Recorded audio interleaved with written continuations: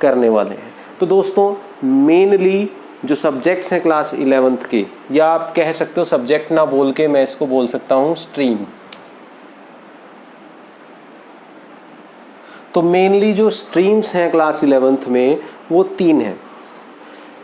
पहली जो स्ट्रीम है, मतलब 3 भी नहीं मैं कह सकता, उसको 4 बोल सकता हूँ, 3 मैंने उसको साइंस में काउंट किया, तो टोटल 4 स्ट्रीम्स आप बोल सकते हो क्लास 11th में आपको देखने को मिलती हैं। तो सबको जो है हम 1 बाय 1 डिस्कस करेंगे और सबकी मैं एडवांटेज आपको बताऊंगा कि कौन सी स्ट्रीम का क्या क्या फ़ायदा है और किन बच्चों को कौन सी स्ट्रीम लेनी चाहिए। तो बने रहे मेरे साथ। नए हो चैनल पे तो लाइक ज़रूर करके जाना वीडियो को, और चैनल को सब्सक्राइब भी ज़रूर कर लेना आने वाली फ्यूचर की वीडियोस के लिए। तो दोस्तों 11th के बाद आपके पास जो जो स्ट्रीम्स आती हैं वो कुछ इस तरह से है। एक आपके पास आता है सब्जेक्ट ह्यूमैनिटीज़ का। अब आप लोग सोचोगे ह्यूमैनिटीज़ तो हमने कभी सुना ही नहीं, नॉर्मली हम इसको आर्ट्स बोल देते हैं, वैसे इसको ह्यूमैनिटीज़ बोला जाता है, नॉर्मली हम आर्ट्स बोल देते हैं। फिर सब्जेक्ट जो आपके पास आता है दैट इज़ कॉमर्स। कॉमर्स के बाद आपके पास आता है मेडिकल, और फिर एक स्ट्रीम आपके पास आती है नॉन मेडिकल। तो अब 1 बाय 1 मैं सबके बारे में आपको बताऊंगा कि what is the benefits of taking non medical and what are the benefits of medical, commerce and humanities. तो क्या क्या बेनिफिट हैं इनके, कौन से बच्चों को कौन सा सब्जेक्ट चूज़ करना चाहिए, वो मैं आप लोगों को 1 बाय 1 बताऊंगा। ठीक है, तो सबसे पहले चलो बात कर लेते हैं नॉन मेडिकल की, कि नॉन मेडिकल क्या है, नॉन मेडिकल की स्ट्रीम में क्या क्या सब्जेक्ट्स आपको मिलने वाले हैं। तो मैं आपको बता देता हूँ। तो बच्चों नॉन मेडिकल में आपके पास मेन जो सब्जेक्ट होता है मैं वही बताऊँगा। मेन जो सब्जेक्ट रहते हैं वो PCM के रहते हैं, मतलब फिज़िक्स, केमिस्ट्री एंड मैथमेटिक्स।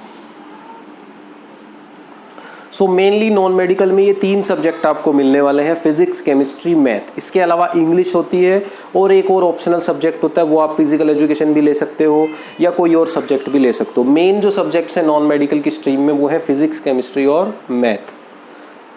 अब बात करते हैं मेडिकल में आपके पास कौन कौन से सब्जेक्ट्स होंगे, कि अगर आप मेडिकल लेते हो तो कौन कौन से सब्जेक्ट्स आपको पढ़ने पड़ेंगे। एक बार सबके सब्जेक्ट्स बता देता हूँ, फिर मैं बताऊँगा किसकी क्या इंपॉर्टेंस है, क्यों हमें नॉन मेडिकल लेनी चाहिए और क्यों मेडिकल, क्यों कॉमर्स और क्यों ह्यूमैनिटीज़। तो मेडिकल में अगर मैं बात करता हूँ तो मेडिकल में भी मेनली हमारे पास 3 सब्जेक्ट्स हैं, फिजिक्स, केमिस्ट्री और बायोलॉजी। ठीक है, तो अगर आप ध्यान से देखें तो मेडिकल और नॉन मेडिकल में एक ही सब्जेक्ट का डिफरेंस है, वो है मैथ एंड बायोलॉजी। ठीक, उसके बाद बात करते हैं कॉमर्स की। कॉमर्स में आपके पास आता है जैसे कि बिजनेस स्टडीज, अकाउंट्स, और एक सब्जेक्ट आई थिंक होता है इकोनॉमिक्स। ठीक है, ये कॉमर्स के सब्जेक्ट्स हैं मेन। और आर्ट्स में आपके पास कौन कौन से सब्जेक्ट आते हैं भाई, आर्ट्स में आता है आपके पास पॉलिटिकल साइंस, हिस्ट्री,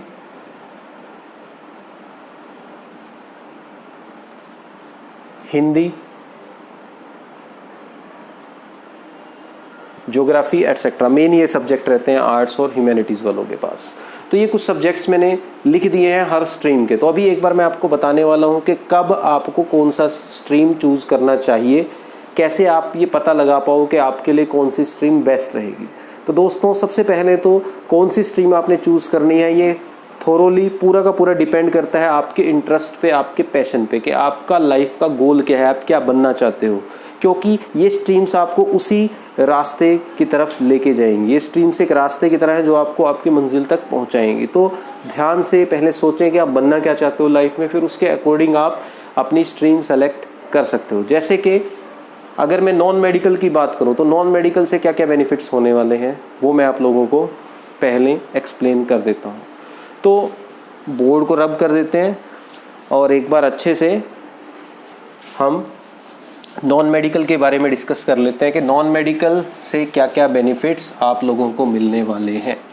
तो बच्चों, अगर आप सब्जेक्ट लेते हो नॉन मेडिकल, तो पहली बात तो नॉन मेडिकल क्यों ले भाई, तो क्या क्या आपके पास अपॉर्चुनिटीज़ हैं नॉन मेडिकल का सब्जेक्ट लेने के बाद। भाई बहुत तरह की अपॉर्चुनिटीज़ हैं अगर आप नॉन मेडिकल लेते हो। क्योंकि अगर आप डिफेंस में जाना चाहते हो, if you want to go in defence से मेरा मतलब है कि आप आर्मी को ज्वाइन करना चाहते हो, इंडियन आर्मी, या आप एयरफोर्स को ज्वाइन करना चाहते हो, नेवी में जाना चाहते हो, अच्छे रैंक पे, ऑफिसर रैंक पे अगर जाना चाहते हो तो आपको नॉन मेडिकल लेना ही पड़ेगा। क्योंकि आप सबको पता होगा, अगर नहीं पता तो बता देता हूँ बेटा, अगर आपके पास नॉन मेडिकल है तो 12th के बाद आपको एक एग्ज़ाम देना पड़ता है NDA का, नेशनल डिफेंस एकेडमी, ठीक है ना। NDA का एक एग्ज़ाम होता है, अगर वो एग्ज़ाम आप क्रॉस कर जाते हो, क्वालिफाई कर जाते हो, उसके बाद SSB का इंटरव्यू होता है, और अगर इंटरव्यू भी क्लियर कर जाते हो तो भाई आप लगोगे सीधा ऑफिसर रैंक पे डिफेंस में, आप सीधा मेजर कर्नल ये लगने वाले हो, और बहुत अच्छी पोस्ट आपको मिलने वाली है। तो अगर आपका सपना है डिफेंस में जाने का और आपके अंदर वो कैपेबिलिटी है कि आप उस सपने को पूरा भी कर सकते हो, आप उतने मेहनती और जुझारू हो, तो ये स्ट्रीम आपके लिए ही बनी है दोस्तों। अगर आप डिफेंस में जाना चाहते हो तो आपको नॉन मेडिकल लेनी ही पड़ेगी। और ज़रूरी नहीं है कि डिफेंस में आप NDA के थ्रू ही जाओगे, इसके अलावा भी कुछ टेक्निकल भर्तियां भी होती हैं आर्मी में, डिफेंस में टेक्निकल पोस्ट में भी अगर आपको अप्लाई करना है, मतलब डिफेंस से रिलेटेड जितनी भी बच्चों टेक्निकल पोस्ट्स हैं, ठीक है ना, वहाँ पे अगर आपको जाना है टेक्निकल लाइन में, तब भी आपको नॉन मेडिकल की ज़रूरत है। लेकिन आपको ध्यान रखना है, आपको नॉन मेडिकल में 70% लेने होंगे PCM में, मतलब आपके फिजिक्स, केमिस्ट्री और मैथ की जो टोटल परसेंटेज बनेगी वो ग्रेटर देन 70% होनी चाहिए, तभी आप डिफेंस में टेक्निकल पोस्ट के लिए अप्लाई कर सकते हो, ठीक है। तो इसलिए अगर आप नॉन मेडिकल लेते हो तो उसको ईमानदारी से पढ़ें, पूरी मेहनत करें, शिद्दत से पढ़ें, ताकि आपके PCM में 70% तो आए ही आए, ताकि आप डिफेंस में NDA अगर नहीं क्वालिफाई कर पाए तो PCM के थ्रू टेक्निकल पोस्ट में जा सको। क्योंकि जिसके 70% से ज़्यादा होंगे वही अप्लाई कर सकता है टेक्निकल पोस्ट के लिए, उसकी कट ऑफ लगती है, फिर जितने ज़्यादा आपके मार्क्स आएंगे PCM में उस हिसाब से जो है कट ऑफ लगती है, और उसके बाद कोई पेपर नहीं, कुछ नहीं, डायरेक्ट इंटरव्यू क्लियर हो गया तो भाई आपको आर्मी में जॉब मिल गई। और आर्मी की जॉब आप सबको पता है सपना होती है लोगों का, ठीक है। तो डिफेंस में आप जा सकते हो बाय यूजिंग नॉन मेडिकल। इसके अलावा और क्या कर सकते हो भाई, सबको पता है नॉन मेडिकल के बाद आप कर सकते हो इंजीनियरिंग, है ना, आप बन सकते हो इंजीनियर बाबू, ठीक है ना। इंजीनियरिंग आप लोग कर सकते हो, और सबको पता है नॉन मेडिकल के बाद अगर इंजीनियरिंग करनी है तो अच्छे कॉलेज से करनी पड़ती है, और उसके लिए आपको एग्ज़ाम्स क्वालिफाई करने पड़ते हैं, JEE मेन का, उसके बाद JEE एडवांस का।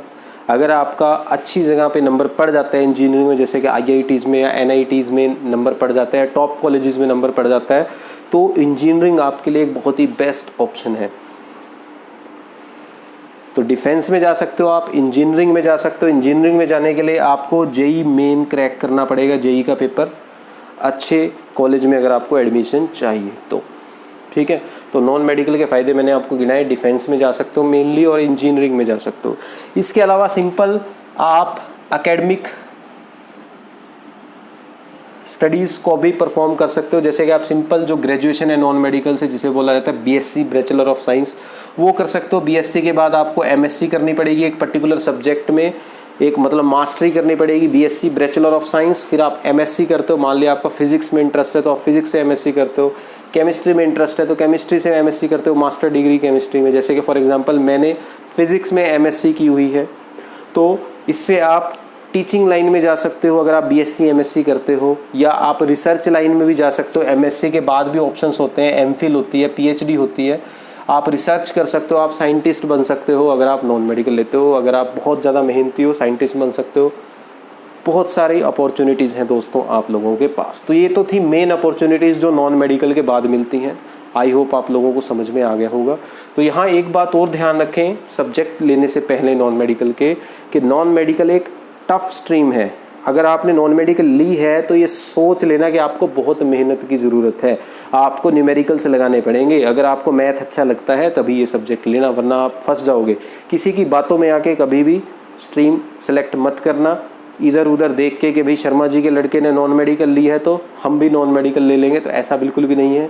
माँ बाप के प्रेशर में बिल्कुल भी सब्जेक्ट चूज़ मत करना। आप अपने अंतरात्मा से पूछना कि क्या आप नॉन मेडिकल लेने के बाद पूरी शिद्दत से मेहनत कर पाओगे। अगर हाँ, अगर आपके मन से आवाज़ आती है yes I can do it, then this subject is for you, non medical आप ले सकते हो। तो दोस्तों ये तो हुई नॉन मेडिकल की बात। तो चलिए अब बात करते हैं मेडिकल की, कि मेडिकल से आपको क्या क्या बेनिफिट्स मिलने वाले हैं। What are the various streams in which you can go by using the medical stream. तो मेडिकल स्ट्रीम से आप मेडिकल लाइन में जा सकते हो। You can be a doctor, आप एक डॉक्टर बन सकते हो।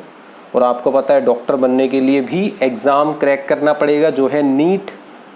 अगर आप नीट क्वालिफाई कर जाते हो और अच्छा रैंक आपका आ जाता है तो you can have admission for MBBS। आप MBBS कर सकते हो। डॉक्टर बनना है तो आप MBBS कर सकते हो आफ्टर टेकिंग मेडिकल। डॉक्टर बनने के लिए सिर्फ MBBS ज़रूरी नहीं, कि ये ज़रूरी नहीं है कि MBBS वाला ही डॉक्टर बनेगा, और भी कई तरह से आप डॉक्टर बन सकते हो, जैसे कि Ayurveda, bachelor of Ayurveda, BAMS, BHMS, ये कुछ ऑप्शंस हैं डॉक्टर बनने के। होम्योपैथी, एलोपैथी, इसी तरह से बैचलर ऑफ आयुर्वेदा। तो आपके पास बहुत से ऑप्शंस हैं डॉक्टर बनने के, और ये ज़रूरी नहीं है कि MBBS वाले डॉक्टर्स की ही वैल्यू है। होम्योपैथी की भी दवाई बहुत लेते हैं लोग, और होम्योपैथी से भी कई ऐसी बीमारियां ठीक हो जाती हैं जो MBBS वाले डॉक्टर नहीं ठीक कर सकते। सेम यही है हमारे आयुर्वेदा के लिए। इंडिया का जो आयुर्वेदिक विज्ञान है वो बहुत ही अमूल्य चीज़ है। तो आयुर्वेदिक डॉक्टर अगर आप बनते हो तो भी आप बहुत लोगों की सेवा कर सकते हो, बहुत लोगों की दुआएं ले सकते हो और पैसा भी बहुत कमा सकते हो, ठीक है ना। तो ये है डॉक्टर बनने के लिए। इसके अलावा आप नर्सिंग में भी जा सकते हो। नर्सिंग में कई तरह के ऑप्शंस होते हैं। GMN होती है, BSc नर्सिंग होती है, ठीक है। और नर्सिंग का बेनिफिट ये रहता है कि नर्सिंग से अगर किसी बच्चे का मन है कि वो आउट ऑफ कंट्री जाना चाहता है, तो अगर वो नर्सिंग करता है तो आउट ऑफ कंट्री जाना उसके लिए आसान हो जाता है। और बाहर की जो कंट्रीज़ हैं, फॉरेन कंट्रीज़, वहाँ पे नर्सिंग वालों के लिए जॉब्स भी बहुत ज़्यादा हैं, तो बहुत सही रहता है नर्सिंग लेना उन लोगों के लिए जो आउट ऑफ द कंट्री जाना चाहते हैं, ठीक है। इसके अलावा आप फार्मेसी ज्वाइन कर सकते हो बाय टेकिंग मेडिकल। वैसे नॉन मेडिकल से भी फार्मेसी में जाया जा सकता है, मैं बताना भूल गया। तो ये फार्मेसी अगर आपके पास नॉन मेडिकल भी है ना, तब भी आप जा सकते हो, ठीक है। फार्मेसी से आप फार्मास्यूटिकल कंपनीज़ में जॉब पा सकते हो। फार्मेसी बेसिकली दवाइयों से रिलेटेड है, दवाइयाँ कैसे बनाई जा सकती हैं। आप अपनी खुद की केमिस्ट की शॉप खोल सकते हो, आपको लाइसेंस मिलेगा प्रॉपर फार्मेसी अगर आप करते हो बी फार्मा। तो ये बेनिफिट्स हैं मेडिकल साइंस के। इसके अलावा जैसे मैंने बताया कि MBBS कर सकते हो, BAMS, BHMS, एक और कोर्स होता है डेंटल का, BDS भी आप कर सकते हो, ठीक है ना, दांतों के जो डॉक्टर होते हैं, ठीक है ना।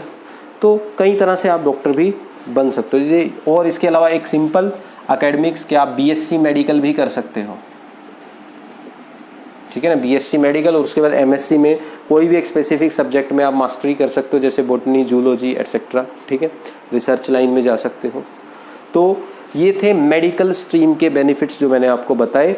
आई होप आज की वीडियो लंबी होने वाली है, लेकिन क्या करें, ज़रूरी है आप लोगों को एक एक चीज़ बारीकी से बताना। तो बने रहे मेरे साथ। अगर वीडियो अच्छी लग रही है तो लाइक ज़रूर कर देना, दोस्तों के साथ वीडियो को शेयर ज़रूर कर देना, कमेंट में ज़रूर बताएं कैसी लग रही है वीडियो।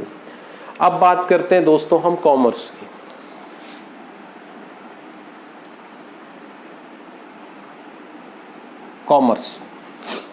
कॉमर्स बेसिकली ना बिजनेस से रिलेटेड सब्जेक्ट है, मतलब पैसे से रिलेटेड सब्जेक्ट है कि पैसे का लेन देन ये सब, ठीक है। तो कॉमर्स जो बच्चे लेते हैं उनके पास कई ऑप्शंस हैं। पहला ऑप्शन है वो चार्टर्ड अकाउंटेंट बन सकते हैं, CA कर सकते हैं। CA में बहुत मेहनत चाहिए भाई, जो बच्चा बहुत मेहनत के लिए रेडी है वही CA में हाथ डाले, ठीक है ना। CA कर सकते हो आप। इसके अलावा you can do BBA MBA, मतलब आप बिजनेस एडमिनिस्ट्रेशन में जा सकते हो, MBA कर सकते हो अच्छी जगह से अगर आपके पास कॉमर्स है, ठीक है। इसके अलावा आप और भी बहुत सी जॉब्स हैं इससे रिलेटेड। BCA MCA कर सकते हो कॉमर्स के बाद। वैसे तो BCA MCA आप किसी भी स्ट्रीम के बाद कर सकते हो, ठीक है।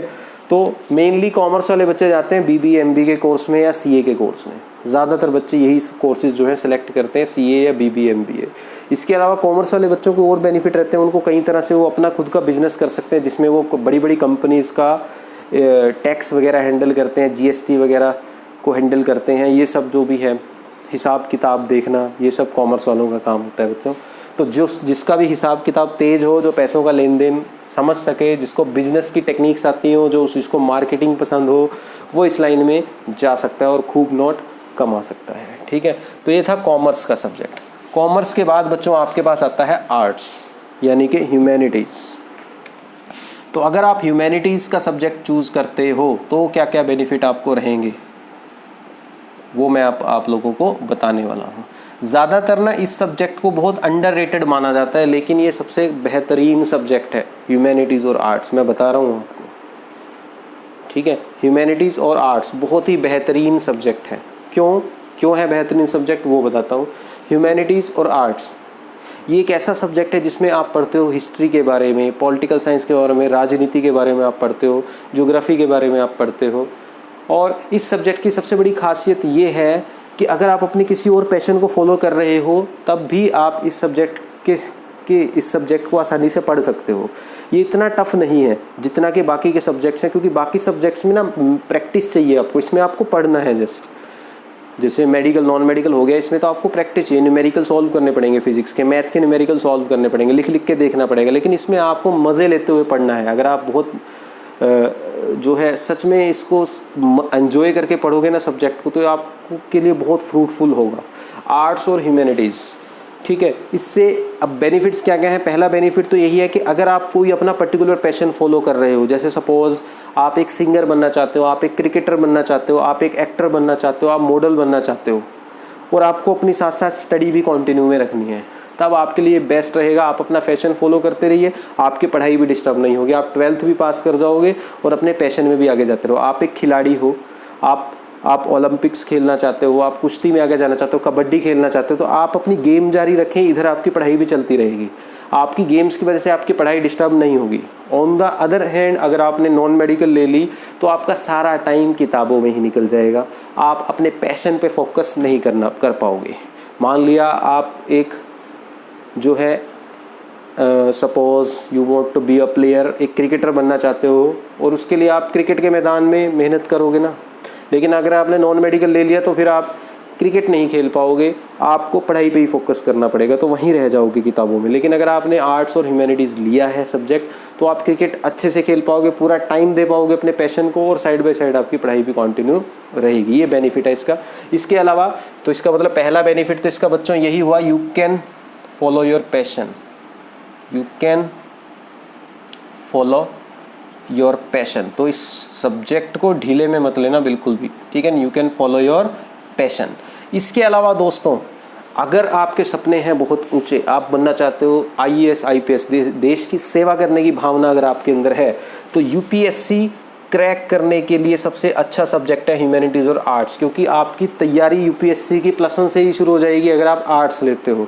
तो अगर आप IAS IPS ऑफिसर बनना चाहते हो तो आपके लिए आर्ट्स आपके लिए ही है दोस्तों, ठीक है ना। इसके अलावा अगर आप लो भी कर सकते हो, LLB, ठीक है ना। आप अगर एक वकील बनना चाहते हो या आप जज बनना चाहते हो तो भी ये सब्जेक्ट आपके लिए ही बना है। हालांकि लो जो है कोई भी कर सकता है, मेडिकल वाला भी लो में जा सकता है, नॉन मेडिकल वाला भी, लेकिन जब आर्ट्स वाला लो में जाता है तो उसके लिए उसके पास एक एडवांटेज रहती है, क्योंकि वो पहले ही बहुत सी चीज़ें लो से रिलेटेड पढ़ चुका होता है अपने ह्यूमैनिटीज़ के सब्जेक्ट में +1 +2 में। तो ये बेनिफिट्स हैं दोस्तों ह्यूमैनिटीज़ और आर्ट्स के। इसके अलावा आप सिंपल एकेडमिक्स कंटिन्यू कर सकते हो अपनी, you can do BA MA then PhD, आप रिसर्च स्कॉलर बन सकते हो। आप हिस्ट्री के लिए हिस्ट्री से रिलेटेड चीज़ों पे रिसर्च कर सकते हो। You can be a creator, आप एक राइटर बन सकते हो, किताबें लिख सकते हो, सब्जेक्ट से रिलेटेड आप एक कवि बन सकते हो, आप एक लेखक बन सकते हो, कहानियाँ लिख सकते हो, क्योंकि आर्ट्स वाले क्रिएटिव होते हैं भाई, ह्यूमैनिटीज़ वाले बहुत क्रिएटिव होते हैं, जो सच में दिल से ह्यूमैनिटीज़ लेते हैं। ज़्यादातर आर्ट्स और ह्यूमैनिटीज़ वो बच्चे ले लेते हैं जो पढ़ना नहीं चाहते या बस आवारा हैं। ऐसा माना जाता है हमारे समाज में, एक छाप बनी हुई है कि जिसने आर्ट्स लिया हुआ है मतलब वो नालायक है। ठीक है, हमारे रिश्तेदार भी हमें अलग ही नज़रों से देखते हैं। अगर किसी बच्चे ने अगर मान लिया आर्ट्स ली हुई है और एक बच्चे ने नॉन मेडिकल ली हुई है तो दोनों की इज्जत का लेवल अलग अलग होता है भाई हमारी सोसाइटी में। तो सोसाइटी को छोड़ो, अपने पैशन को फॉलो करो। अगर आप सच में कोई पैशन फॉलो कर रहे हो, आप कुछ बनना चाहते हो, इनमें से कोई अपना पैशन फॉलो करना चाहते हो, लॉ में जाना चाहते हो, BA में PhD करना चाहते हो, UPSC क्रैक करना चाहते हो, तो आर्ट्स आपके लिए है, ह्यूमैनिटीज़ आपके लिए है।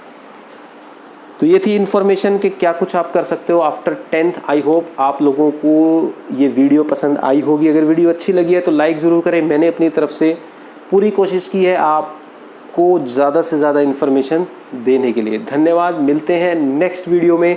दोस्तों नए हो तो लाइक ज़रूर करें और चैनल को सब्सक्राइब ज़रूर करो दोस्तों, और कमेंट बॉक्स में अपना ढेर सारा प्यार देना मत भूलना। बाय।